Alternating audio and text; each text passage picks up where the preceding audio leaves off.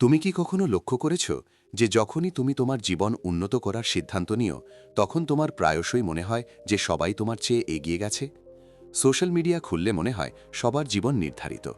কারোর চাকরি ভালো, কারোর ব্যবসা ভালো হচ্ছে, কারোর স্বপ্ন পূরণ হচ্ছে। আর তারপর তুমি নিজের দিকে তাকালে একটা প্রশ্ন জাগে, আমি এখনো এখানে কেন? ধীরে ধীরে এই তুলনা আপনার মনে গেঁথে যেতে শুরু করে। আপনি অন্যদের গতি পরিমাপ করতে শুরু করেন এবং নিজের মূল্য ভুলে যান। কখনো কখনো আপনার মনে হয় আপনি ততটা প্রতিভাবান নন। কখনো কখনো আপনার মনে হয় ভাগ্য আপনার পক্ষে নেই। এবং সত্যি বলতে সবচেয়ে বেদনাদায়ক অনুভূতি হলো যখন আপনি কঠোর পরিশ্রম করছেন, কিন্তু তবুও মনে হচ্ছে কিছু ভুল হচ্ছে। কিন্তু আপনি কি সত্যটি জানেন? সমস্যা এই নয় যে তুমি পিছিয়ে আছো। সমস্যা হলো তোমার মনোযোগ তোমার নিজের জীবন থেকে অন্যের জীবনের দিকে সরে গেছে। আজ লক্ষ লক্ষ মানুষ এই ফাঁদে আটকা পড়ে আছে। তারা কঠোর পরিশ্রম করে, কিন্তু তাদের মন ক্রমাগত অন্যেরা কি করছে তা নিয়ে ভাবছে। এখানেই চাণক্য নীতি একটি গভীর শিক্ষা দেয়। যদি কেউ জয়ী হতে চায় তাহলে তাকে প্রথমে তার মনকে নিয়ন্ত্রণ করতে হবে। কারণ যে ব্যক্তি ক্রমাগত অন্যের দিকে তাকায় সে কখনোই তার আসল শক্তি চিনতে পারে না।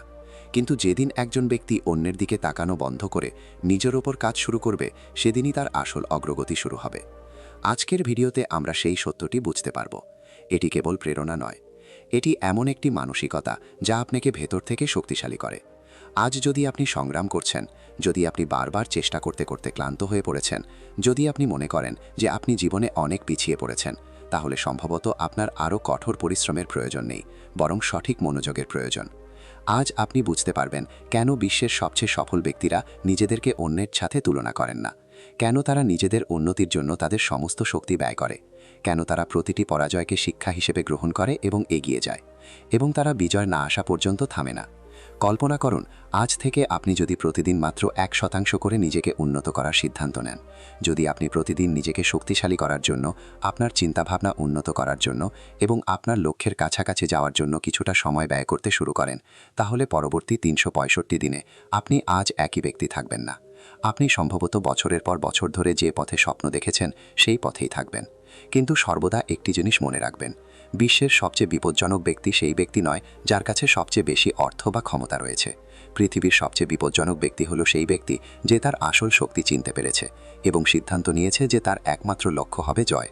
এবং এই ভিডিওটি আপনাকে সেই শক্তিটি দেখানোর জন্যই তৈরি করা হয়েছে। তাই আমি আপনার কাছ থেকে একটি ছোট্ট প্রতিশ্রুতি চাই, এই ভিডিওটি মাঝপথে ছেড়ে দেবেন না। কারণ শুরুটি আপনার চিন্তাভাবনা বদলে দেবে, মাঝখান থেকে আপনার অভ্যাসগুলি বদলে যেতে শুরু করবে এবং শেষ পর্যন্ত আপনার সম্পূর্ণ মানসিকতা একই রকম হবে।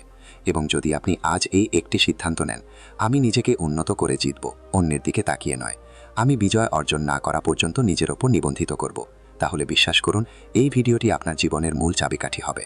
এটি একটি গুরুত্বপূর্ণ মোড় হতে পারে।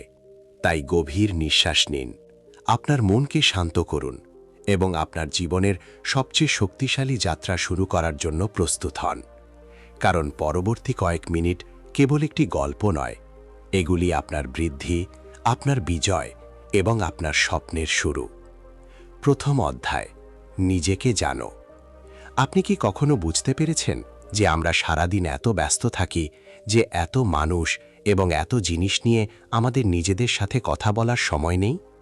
সকালে ঘুম থেকে ওঠার সাথে সাথেই ফোন, নোটিফিকেশন, কাজ, দায়িত্ব এবং অন্যান্য মানুষের প্রত্যাশার শব্দ হয়। এই সমস্ত কোলাহলের মধ্যে ধীরে ধীরে একটি কণ্ঠস্বর নিমজ্জিত হয়ে যায়, আমাদের নিজস্ব।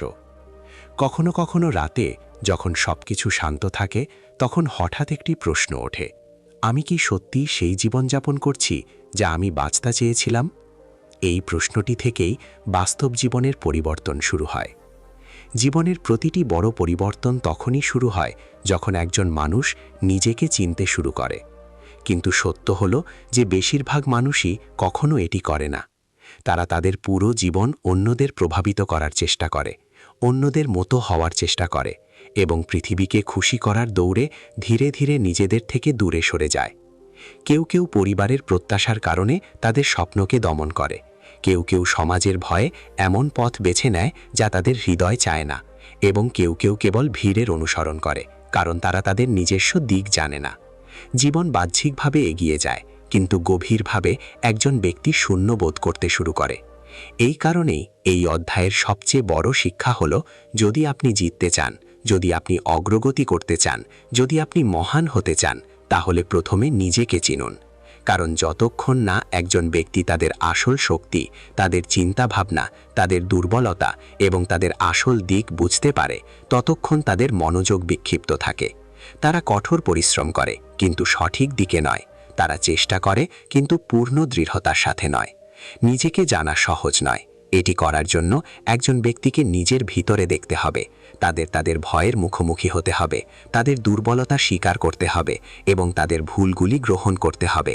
কখনো কখনো এই সত্যটি আমাদের অস্বস্তিকর করে তোলে, কারণ আমরা সবসময় নিজেদেরকে শক্তিশালী এবং নিখুঁত দেখতে চাই। কিন্তু প্রকৃত শক্তি তখনই শুরু হয় যখন একজন ব্যক্তি তার নিজের সত্যকে গ্রহণ করে। এই প্রক্রিয়াটি কখনো কখনো কষ্ট দেয়, কিন্তু এই ব্যথা একজন ব্যক্তিকে আগের চেয়েও শক্তিশালী করে তোলে। কল্পনা করুন, যখন আপনি প্রতিদিন অন্যদের দিকে তাকান, তারা কি পড়েছে, তারা কি করছে, তারা কি অর্জন করছে, তখন আপনার মন স্বয়ংক্রিয়ভাবে তুলনা শুরু করে এবং এই তুলনা ধীরে ধীরে আপনার আত্মবিশ্বাসকে নষ্ট করে দেয়। কিন্তু যেদিন আপনি অন্যদের পরিবর্তে নিজের দিকে তাকাতে শুরু করবেন, সেদিনই আপনার আসল বিকাশ শুরু হবে। কারণ তখন আপনার মনোযোগ গতকালের চেয়ে কিভাবে আপনি আরও ভালো হতে পারেন তার দিকে চলে যাবে। চাণক্য নীতির একটি গভীর অর্থ রয়েছে। যে ব্যক্তি সুযোগ পেলেও তাদের শক্তি চিনতে পারে না, সেগুলি কাজে লাগাতে পারে না, কারণ তাদের আত্মবিশ্বাসের অভাব থাকে।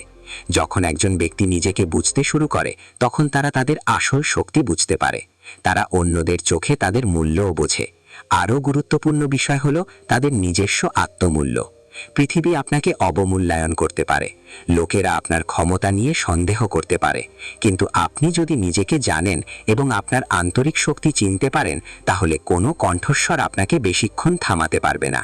পৃথিবী প্রায়শই বলবে তুমি এটা করতে পারবে না, কিন্তু যেদিন তুমি নিজেকে চিনবে, সেদিন তোমার ভেতর থেকে একটা কণ্ঠস্বর ভেসে ওঠে, আমি এটা করতে পারি এবং আমি এটা করতে শুরু করেছি। এই মুহূর্তটি একজন ব্যক্তির আত্মবিশ্বাস ধীরে ধীরে শক্তিশালী হয়।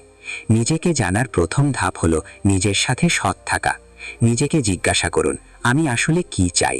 আমি কি আমার স্বপ্নের জন্য লড়াই করছি, নাকি আমি ভিড়ের মধ্যে হারিয়ে যাচ্ছি?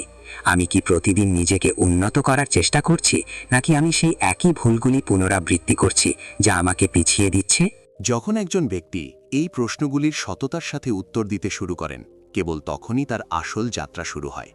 এই অধ্যায়টি আমাদের মনে করিয়ে দেয় যে যে কোনো গন্তব্যের পথ বাইরে থেকে নয়, বরং ভেতর থেকে শুরু হয়।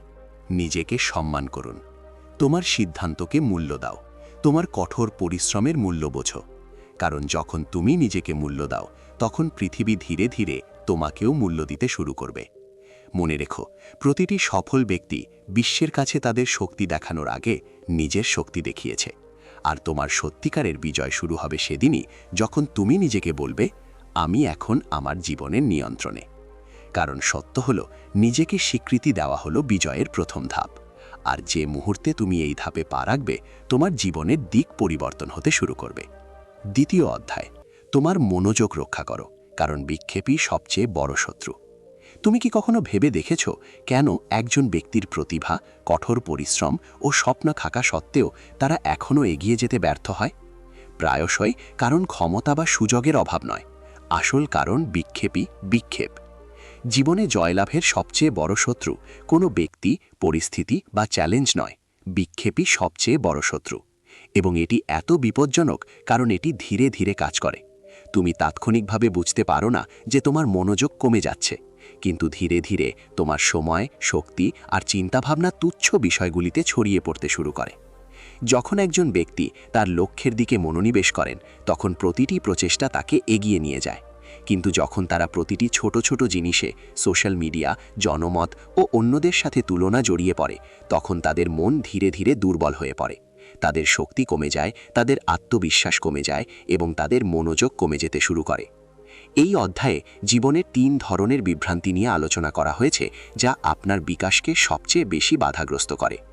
প্রথমত, যারা নিজেরা কিছু করে না কিন্তু আপনার কঠোর পরিশ্রমকে সন্দেহ করে। এমন মানুষ সর্বত্র পাওয়া যায়। যখন আপনি বড় স্বপ্ন দেখেন, যখন আপনি নিজেকে পরিবর্তন করার চেষ্টা করেন, তখন এই একই লোকেরা আপনাকে থামানোর চেষ্টা করে। তারা বলে, এটা আপনার ক্ষমতার বাইরে, এত বড় ভাববেন না, জীবন এত সহজ নয়। এবং যদি আপনি তাদের কথা বারবার শোনেন, তাহলে আপনার আত্মবিশ্বাস ধীরে ধীরে দুর্বল হয়ে পড়ে। দ্বিতীয়ত, এমন পরিস্থিতি যা আপনাকে আবেগগতভাবে দুর্বল করে তোলে। জীবনে কখনো কখনো একজন ব্যক্তি দুঃখ, রাগ বা হতাশায় আটকে পড়ে। যদি তারা এই আবেগগুলিতে খুব বেশি সময় আটকে থাকে, তাহলে তাদের মনোযোগ তাদের লক্ষ্য থেকে সরে যেতে শুরু করে, এবং যখন মনোযোগ হারিয়ে যায়, এমনকি কঠোর পরিশ্রমও অকার্যকর হয়ে যায়। তৃতীয়ত, এমন জিনিস যা আপনার জীবনে কোনো কাজে লাগে না, তবু আপনি তাদের ওপর আপনার সময় নষ্ট করতে থাকেন। আজকের পৃথিবীর সবচেয়ে বড় ফাঁদ এটি। সোশ্যাল মিডিয়ায় ঘন্টার পর ঘন্টা স্ক্রোল করা, অপ্রয়োজনীয় বিতর্কে সময় নষ্ট করা, অন্যদের জীবন পর্যবেক্ষণ করার পর নিজেকে হীনমন্য বোধ করা, এই সব ধীরে ধীরে আপনার শক্তি নিঃশেষ করে দেয়। আপনি যদি সত্যি সফল হতে চান, তাহলে আপনাকে বুঝতে হবে যে আপনার সময় আপনার সবচেয়ে মূল্যবান সম্পদ। আপনি যদি এটিকে সঠিক উপায়ে ব্যবহার করেন, তবে এটি আপনাকে এগিয়ে নিয়ে যাবে। কিন্তু যদি আপনি এটিকে ভুল জিনিসে নষ্ট করেন, তবে সেই সময়টিই আপনার সবচেয়ে বড় দুর্বলতা হয়ে উঠবে। এই অধ্যায়ের গভীর বার্তা হলো যে আপনি যা মনোযোগ দেন তা আপনার জীবনকে নিয়ন্ত্রণ করে। আপনি যদি আপনার স্বপ্নের উপর মনোযোগ দেন, তবে আপনার জীবন সেই দিকেই এগিয়ে যাবে। আপনি যদি ক্রমাগত অন্যদের জীবনের উপর মনোযোগী থাকেন, তবে আপনি পিছিয়ে থাকবেন। এবং যদি আপনি মনোযোগী হন, যদি তুমি নেতিবাচক চিন্তায় ডুবে থাকো, তাহলে তোমার চিন্তাভাবনা ধীরে ধীরে বিষাক্ত হয়ে উঠবে। সেই জন্যই বলা হয়েছে যে যারা তোমাকে ছোট মনে করে, তাদের থেকে নিজেকে দূরে রাখো। দুর্বল করে এমন পরিস্থিতি থেকে বেরিয়ে এসো, এবং তোমার মনোযোগ নষ্ট করে এমন জিনিসগুলি এড়িয়ে চলো। কারণ যখন তুমি নিজেকে বিভ্রান্তি থেকে দূরে রাখো, তখনই তুমি শৃঙ্খলার কাছে আসবে। এবং শৃঙ্খলা হলো সেই শক্তি যা তোমাকে প্রতিটি বড় স্বপ্ন অর্জনে সাহায্য করে। এটি জিনিসগুলিকে বাস্তবে রূপান্তরিত করে। তৃতীয় অধ্যায়, যদি আপনি একটি গন্তব্য চান, তাহলে প্রথমে একটি স্পষ্ট লক্ষ্য নির্ধারণ করতে শিখুন। আপনি কি কখনো বুঝতে পেরেছেন যে অনেক মানুষ দিনরাত কঠোর পরিশ্রম করে, কিন্তু বছরের পর পরেও তারা যেখানে শুরু করেছিল সেখানেই আটকে থাকে? তারা কাজ করতে থাকে, তারা চেষ্টা করতে থাকে, কিন্তু তাদের জীবনে তারা যে পরিবর্তন আশা করেছিল তা দেখতে পায় না। ধীরে ধীরে ক্লান্তি আসে, হতাশা আসে, এবং অবশেষে তারা মনে করে যে ভাগ্য তাদের পক্ষে নেই। কিন্তু সত্য প্রায়শই অন্য কিছু। সমস্যাটি কঠোর পরিশ্রমের অভাব নয়, বরং তারা জানে না যে তারা কোথায় যাচ্ছে। যখন গন্তব্য স্পষ্ট নয়, পথ যত দীর্ঘই হোক না কেন, একজন ব্যক্তি হারিয়ে যায়। এই কারণেই প্রাচীন ভারতীয় কৌশলবিদ এবং চিন্তাবিদ চাণক্য বারবার ব্যাখ্যা করেছিলেন যে যার দিক স্পষ্ট নয়, তার শক্তিও ছড়িয়ে পড়ে।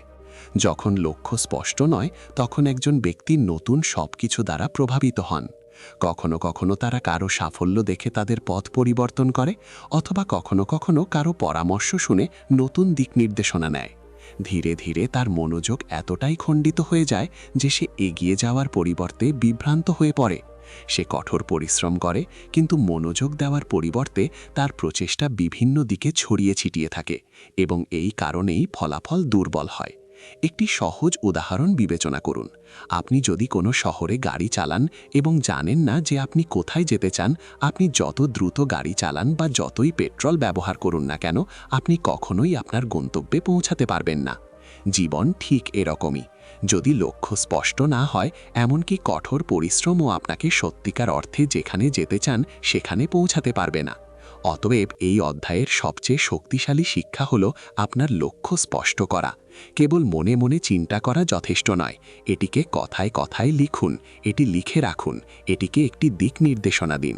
যখন একটি লক্ষ্য লেখা হয়, তখন এটি আর কেবল একটি ইচ্ছা থাকে না, বরং একটি আদেশ যা আপনার মনকে প্রতিদিন আপনার দিক এবং আপনি কোথায় যাচ্ছেন তা মনে করিয়ে দেয়। যখন লক্ষ্য স্পষ্ট হয়, তখন আপনার শক্তি এক দিকে কেন্দ্রীভূত হতে শুরু করে। আপনার কঠোর পরিশ্রম বিক্ষিপ্ত হয় না, বরং কেন্দ্রীভূত হয়।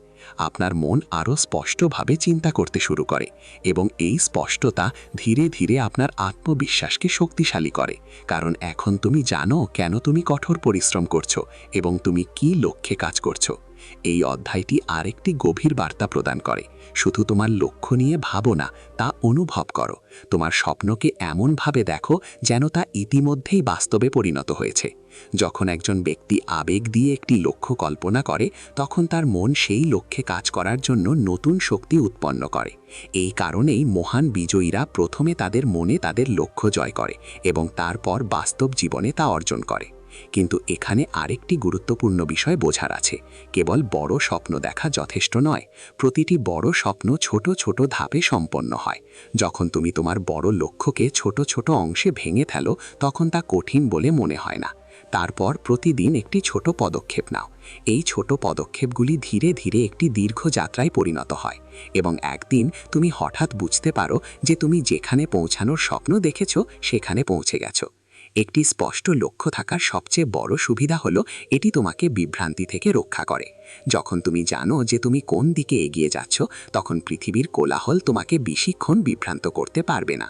তুলনা কমে যায়, ব্যর্থতার ভয় কমে যায়, এবং তোমার মন স্পষ্টভাবে চিন্তা করতে শুরু করে। এবং স্পষ্ট চিন্তাভাবনা প্রতিটি জয়ের মূল। তো এই অধ্যায়ের মূল কথা এটাই: ভাগ্যের জন্য অপেক্ষা করো না। তোমার লক্ষ্যকে এত স্পষ্ট করে তোলো যে ভাগ্যও তোমার দিক বুঝতে পারবে। চতুর্থ অধ্যায়: স্বপ্ন স্বপ্ন দেখে নয়, বরং পদক্ষেপ নিয়ে পূর্ণ হয়। তুমি কি কখনো ভেবে দেখেছো যে বেশিরভাগ স্বপ্নই অপূর্ণ থাকে? না প্রতিভার অভাব, সুযোগের অভাবের কারণেও নয়। স্বপ্ন প্রায়শই ভেঙে যায় কারণ মানুষ নিজেরাই নিজেদের সত্যিকার অর্থে পূরণ করার আগেই হাল ছেড়ে দেয়, অজুহাতের আড়ালে। এই অজুহাতগুলি তুচ্ছ মনে হতে পারে, কিন্তু ধীরে ধীরে এগুলি আমাদের এবং আমাদের স্বপ্নের মধ্যে সবচেয়ে বড় বাধা হয়ে দাঁড়ায়। কখনো কখনো আমরা বলি যে আমাদের সময় নেই, কখনো কখনো আমরা বলি যে আমাদের কাছে টাকা নেই, কখনো কখনো আমরা অনুভব করি যে পরিবেশটি সঠিক নয়, লোকেরা আমাদের সমর্থন করছে না, অথবা সুযোগগুলি আসছে না। এই সমস্ত কথা সত্য শোনায়, তবে প্রায়শই এগুলি কেবল আমাদের মন দ্বারা তৈরি গল্প, নিজেদেরকে বোঝায় যে এখন সঠিক সময় নয়। কিন্তু সত্য হল, জীবনে কখনো নিখুঁত মুহূর্ত আসে না, নিখুঁত পরিস্থিতি বা নিখুঁত সুযোগ থাকে না।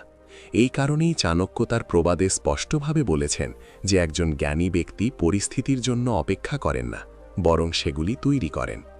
যে ব্যক্তি ক্রমাগত কারণ খুঁজে বের করেন যে তারা কেন শুরু করতে পারে না, ধীরে ধীরে তার নিজের স্বপ্ন থেকে দূরে সরে যায়। কিন্তু যে ব্যক্তি পদক্ষেপ নিতে শুরু করে, পৃথিবী তাদের জন্য পথ তৈরি করতে শুরু করে। এই অধ্যায় থেকে সবচেয়ে শক্তিশালী শিক্ষা হলো যে যারা অজুহাত খুঁজে তারা সুযোগ হারায়, কিন্তু যারা পদক্ষেপ নেয় তারা সুযোগ তৈরি করে।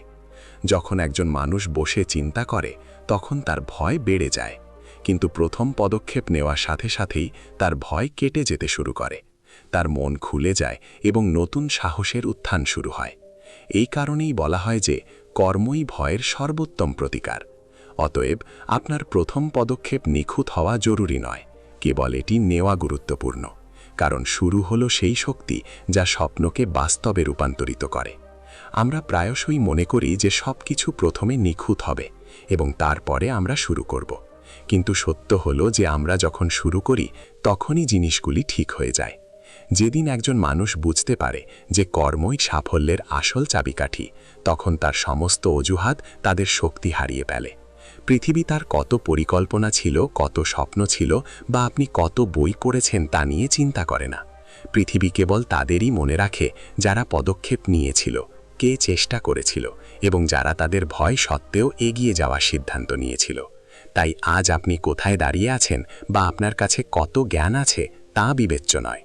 একমাত্র পার্থক্য হল আপনি আজ আপনার স্বপ্নের দিকে একটি পদক্ষেপ নিচ্ছেন কিনা।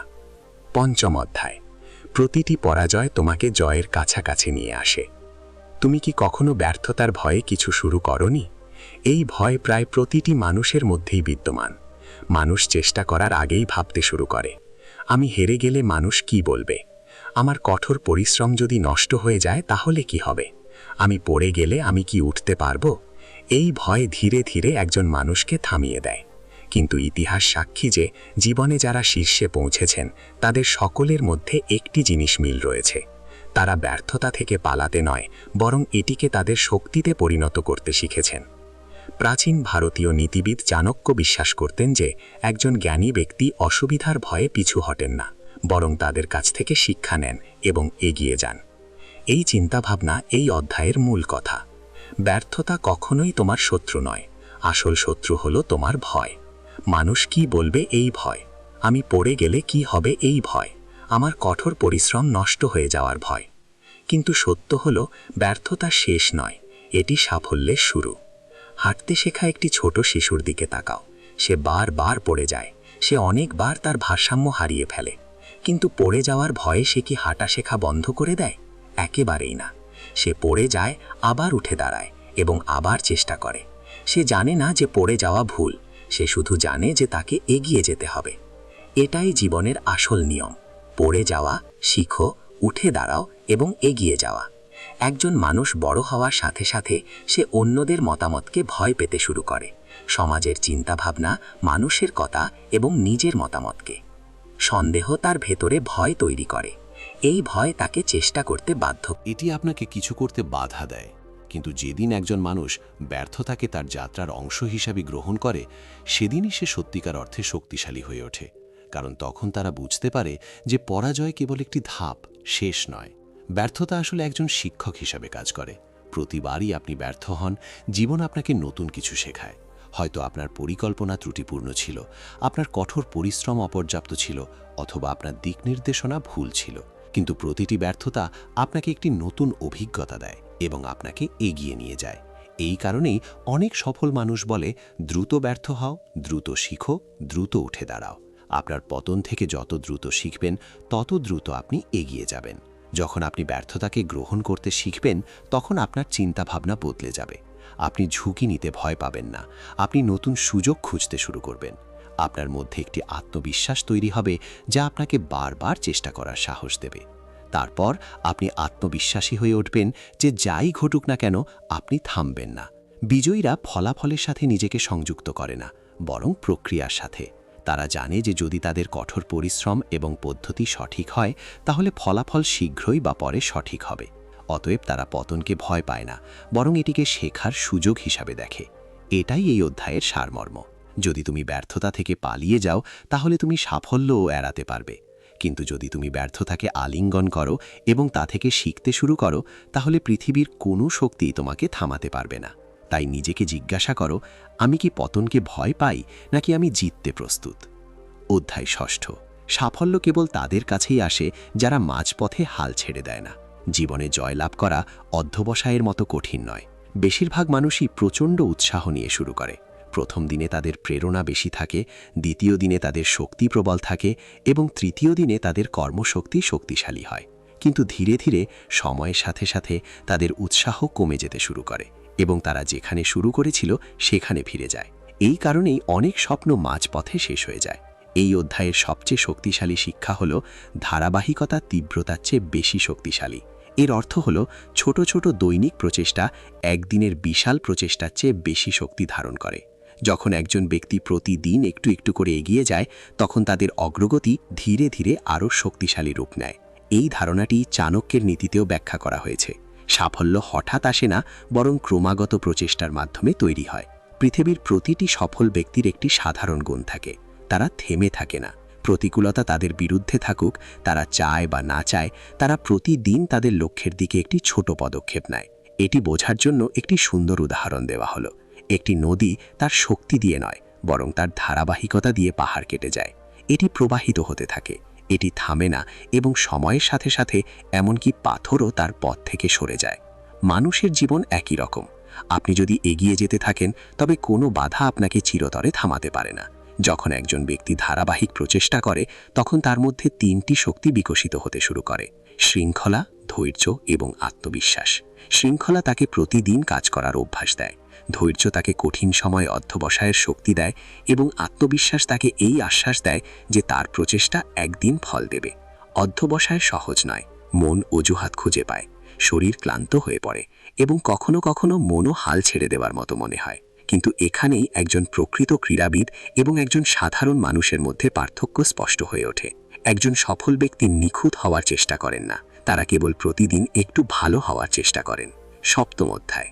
নিজের উপর বিশ্বাস রাখুন, কারণ বিশ্বাসই প্রতিটি জয়ের মূল। বিশ্বের সমস্ত মহান অর্জন, অসম্ভবকে সম্ভব করে তোলা সমস্ত মানুষ, সবকিছুই একটি জিনিস দিয়ে শুরু হয়েছিল: নিজের উপর বিশ্বাস। জ্ঞান, সুযোগ এবং সম্পদ গুরুত্বপূর্ণ, তবে সর্বোপরি আত্মবিশ্বাস অপরিহার্য। কারণ যতক্ষণ না একজন ব্যক্তি নিজের উপর বিশ্বাস করে, ততক্ষণ কোনো শক্তি অর্জন করা যায়। এটা তাকে এগিয়ে নিয়ে যেতে পারে না। আজকাল বেশিরভাগ মানুষ প্রতিভার অভাবের কারণে নয়, বরং আত্মবিশ্বাসের অভাবের কারণে ব্যর্থ হয়। যখন একজন ব্যক্তি নিজেকে অবমূল্যায়ন করতে শুরু করে তখন পৃথিবী ধীরে ধীরে তাকেও অবমূল্যায়ন করতে শুরু করে। যখন সে নিজেকে সন্দেহ করতে শুরু করে তখন তার সিদ্ধান্ত দুর্বল হয়ে পড়ে। কিন্তু যেদিন একজন ব্যক্তি তার ভেতরের কণ্ঠস্বর শুনতে পায়, আমি এটা করতে পারি, তখন তার জীবন বদলে যেতে শুরু করে। চাণক্যের শিক্ষায় আমরা এই একই দর্শন দেখতে পাই। তিনি বিশ্বাস করতেন যে যারা নিজেদের ওপর বিশ্বাস রাখে তারাই কঠিন পরিস্থিতিতেও অধ্যবসায় করতে পারে এবং শেষ পর্যন্ত জয়লাভ করে। আত্মবিশ্বাস জাদু নয়, এটি এমন একটি মানসিকতা যা প্রতিদিনের অনুশীলনের মাধ্যমে গড়ে ওঠে। যখন আপনি প্রতিদিন আপনার লক্ষ্যের দিকে পদক্ষেপ নেন, আপনার ভুল থেকে শিক্ষা নেন এবং অন্যদের সাথে নিজেকে তুলনা করা বন্ধ করেন, তখন ধীরে ধীরে আপনার মধ্যে বিশ্বাসের একটি শক্তিশালী প্রাচীর তৈরি হয়। এই আত্মবিশ্বাস আপনাকে সেই ঝড় থেকে রক্ষা করে যা আপনার আশা ভেঙে ফেলার চেষ্টা করে। পৃথিবী প্রায়শই কেবল তাদেরই চিনে যারা নিজেকে চিনেছে। মানুষ কেবল তাদেরই বিশ্বাস করে যারা নিজেদের ওপর বিশ্বাস করে। আপনার কথাও আপনার জীবনকে রূপ দেয়। আপনি যদি নিজেকে বলেন যে আপনি দুর্বল, তাহলে আপনার মন তার প্রমাণ খুঁজতে শুরু করে। কিন্তু যদি তুমি নিজেকে বলো যে তুমি জয়ের জন্য তৈরি, তোমার মন পথ খুঁজতে শুরু করে। অতএব নিজের ওপর বিশ্বাস রাখা এককালীন কাজ নয়, এটি একটি দৈনন্দিন অনুশীলন, একটি দৈনন্দিন যুদ্ধ। প্রতিদিন তোমাকে সেই কণ্ঠস্বরের সাথে লড়াই করতে হবে যা তোমাকে নিচে টেনে আনে, তা সে বাইরের হোক বা তোমার নিজের মনের হোক। কিন্তু যখন তুমি প্রতিদিন সকালে নিজেকে বলো আমি আমার স্বপ্নের যোগ্য, তখন তোমার ভেতরে এক নতুন শক্তির উৎপত্তি হয়। যদি এই ভিডিওর কথাগুলো তোমাকে একটুও ভাবতে বাধ্য করে, যদি তুমি মনে করো যে এখন নিজের ওপর মনোযোগ দেওয়ার সময়, তাহলে এই ভিডিওটি লাইক করতে ভুলো না, যাতে এই বার্তাটি আরও বেশি মানুষের কাছে পৌঁছতে পারে। যদি তুমি এমন গভীর এবং অনুপ্রেরণামূলক কথা শুনতে চাও যা তোমার চিন্তাভাবনা এবং তোমার জীবন উভয়কেই বদলে দিতে পারে, তাহলে চ্যানেলটি সাবস্ক্রাইব করতে এবং বেল আইকনটি টিপতে ভুলো না, যাতে প্রতিটি আসন্ন ভিডিও প্রথমে তোমার কাছে পৌঁছায়। মনে রাখবেন, সত্যিকারের বিজয় তখনই শুরু হয় যখন একজন ব্যক্তি নিজের ওপর মনোযোগ দিতে শেখে।